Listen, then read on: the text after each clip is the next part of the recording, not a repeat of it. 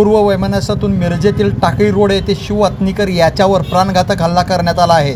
तलवार आणि कोयत्याच्या साहाय्याने संशयित 6 जणांनी हा हल्ला केला आहे।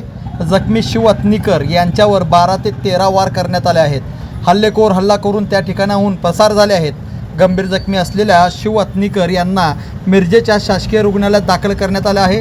जखमी शिव अत्नीकर हे शेख गटाचे असून शेख आणि काजी या गटातील पूर्व वैमनस्यातून काजी गटाने हल्ला केल्याचा संशय व्यक्त केला जात आहे।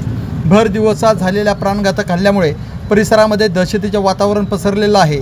पोलीस निरीक्षक किरण चौगुले आणि त्यांच्या पथक घटनास्थळी दाखल झाले असून या प्रकरणाची सखोल चौकशी केली जात आहे।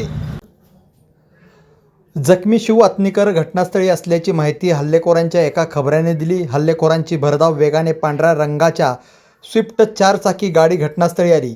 शिव अत्नीकर आणि हल्लेखोरांच्या खबऱ्याला त्या गाडीने उडवले। जखमी खबऱ्या तिथून पळून गेला। जखमी शिव अत्नीकर खाली पडल्यानंतर 6 हल्लेखोरांनी शिव अत्नीकरांच्या वर तीक्ष्ण हत्याराने वार केले आणि हल्लेखोर पळून गेले।